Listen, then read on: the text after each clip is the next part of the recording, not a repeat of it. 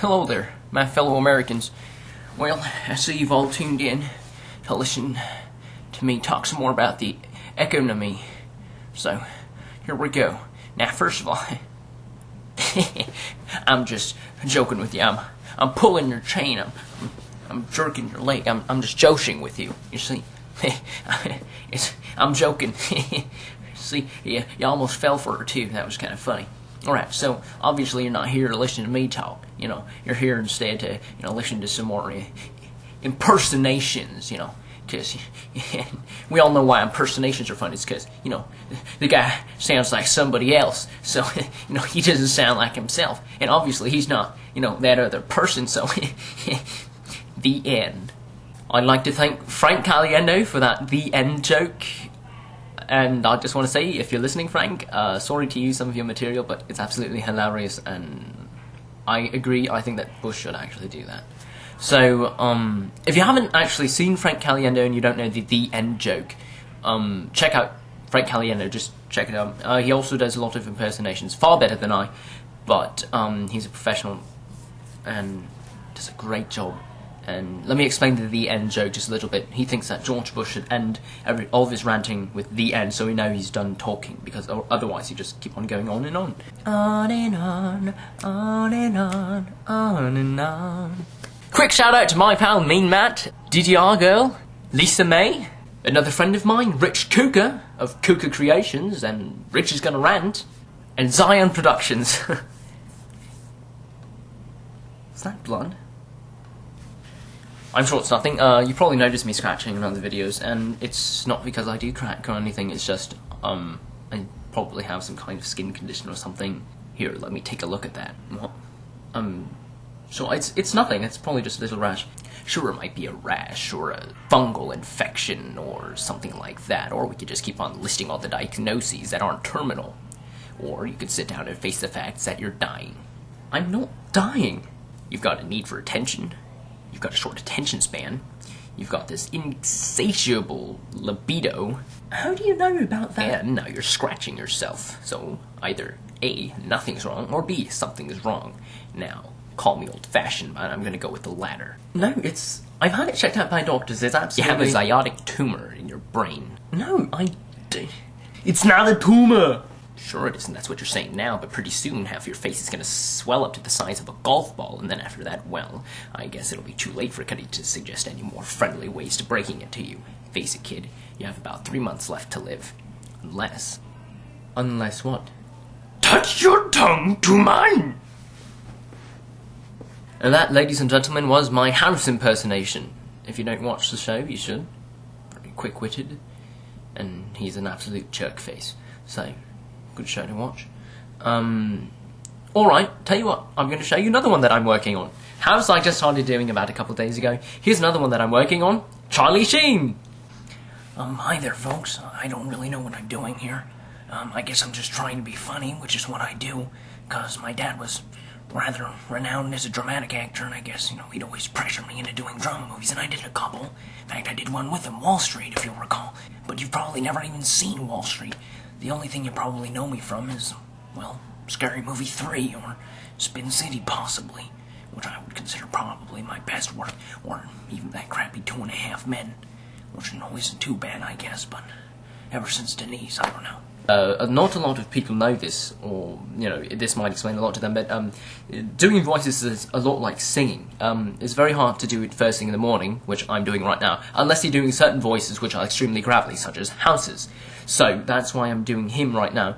So, I'm going to be doing some in the morning when I'm not very warmed up, some in the afternoon when I'm a little bit warmed up, and then some later on in the evening when I'm very warmed up, because there are some voices you can and can't do during different stages of being warmed up, such as, for me, I can't do my Bill Clinton after I'm extremely warmed up, because I can't get my voice to have that raspy, kind of gravelly thing in the back of the throat. Well, it's not even the back of the throat, it's just back of the throat. Huh, that's funny. More sexual innuendo. Wow, how original. This isn't me, what's wrong? My fellow Americans, I just wanted to let you know But I have nothing to do with Bush. That's right, I don't even know this guy. Well now, son, you don't want to disassociate yourself from other people just because, you don't know them, alright? You guys gotta get out there and do it. You gotta do it, gotta do it, gotta do it. Mr. Hussein, we're sneaky people. Gotta slide away. Well, Nancy. And those were my presidential impersonations. Yeah, that's the way it is. Later that evening, little did Nathan know that he was about to come up with something a little bit more tough. Something that he perhaps would not be able to explain from his 17-year-old frame of mind. Musical interlude. I can see what's happening. They haven't got a clue. They'll fall in love, and here's the bottom line. Our trio's down to 2. The sweet caress of twilight, there's magic everywhere. And with all this romantic atmosphere, disasters in the air. And if he falls in love tonight, it can be assumed his everydays with us are history. In short, our friend is doomed.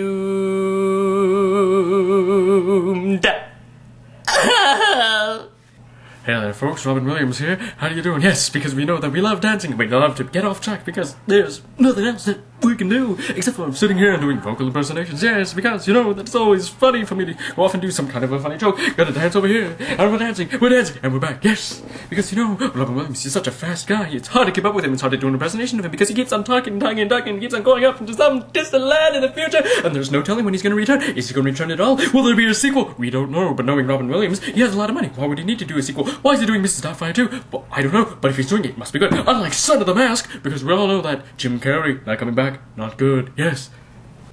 And somebody asked me to do some Family Guy, so I'm not going to guarantee that it's going to be any good, but somebody asked, so here it goes. I don't understand, Dad. Well, of course you don't, Chris. Well, holy friggin' crap. There's a message in my alphabets. It says, ooh. Peter, those are Cheerios. Oh, right. I'm gonna go drink a martini. Money, money, money, money. So, how's that novel of yours coming along? Got a nice thick stack of papers there? Yeah, got a compelling protagonist, compelling antagonist, that sort of thing. Friends become enemies, some enemies become friends, that sort of thing.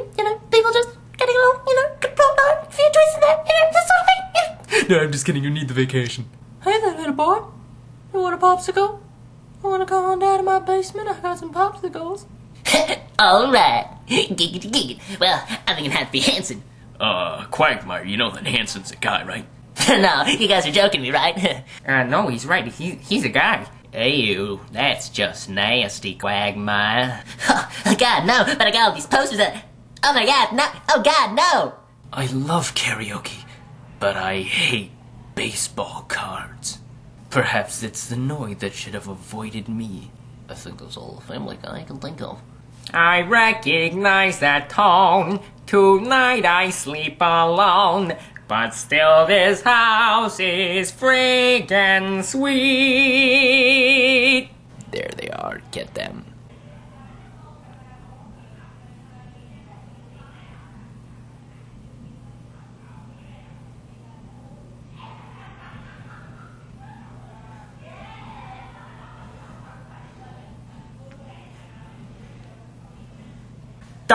Nobody wants to play with me. And I will hug him and love him and squeeze him and call him George.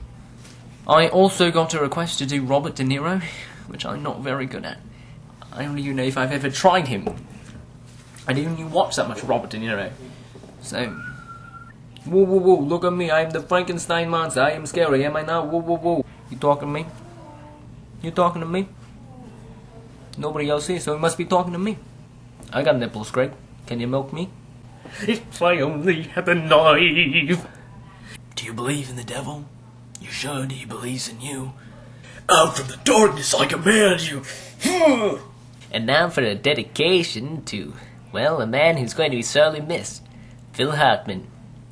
It's not like he died recently, but, well, he was one of the greatest character actors the world has ever known. If you don't know who Phil Hartman is, well then, you should watch more SNL, the good years, before it got really crappy. Heh. Phil Hartman did The Caveman, who was a lawyer. He also did Charlton Heston. Couldn't I just say vagina? If you're not familiar with Phil Hartman, then I'm very sorry. You may think you know what you're doing. You're up there running around. No respect at all. Jeez, I was walking across the street the other day when this mobile library comes and runs me over. So there I am, laying in the street, screaming in pain when the librarian, she steps out of the mobile library, she comes over me and she goes, shh. I'm telling you, no respect at all. And now for my grand finale, I'm going to be borrowing a page out of Brandon Hardesty, aka RTTSMITW. I'm going to be stealing a page out on Facebook. I'm going to be doing a reenactment, a really quick, lame reenactment, from one of my favourite movies, Spaceballs. Oh, disclaimer, I don't remember how the beginning of this scene goes, so I'm just going to make something up. That's a good way to do reenactments, you know? Just make something up. Here goes.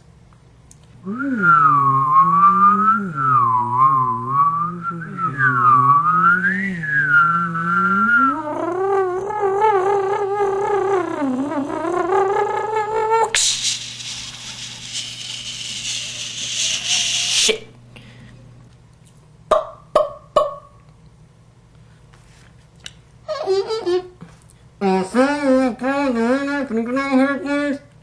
Yes, what is it, Lieutenant? There's no need for that. Would you stop that? Now, what is it? Sir, we have a problem with the radar. We've lost the beeps, the sweeps, and the creeps. The what, and the what?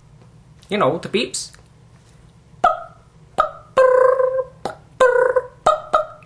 The sweeps. And the creeps. That's not all he's lost. Look, sir, the radar, it's been jammed.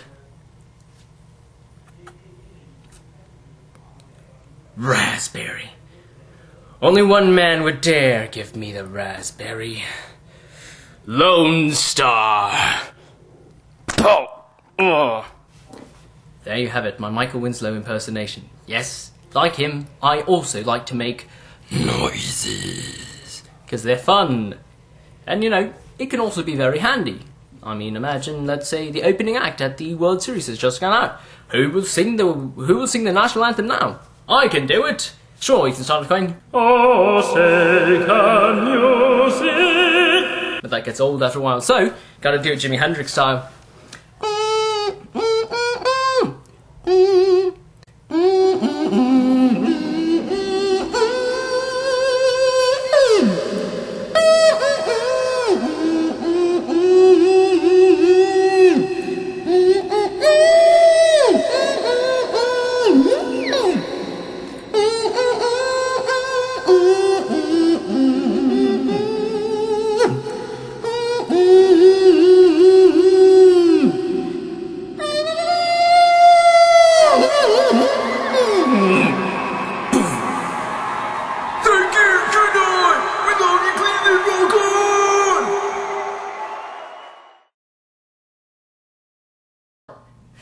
Alright. Giggity gig.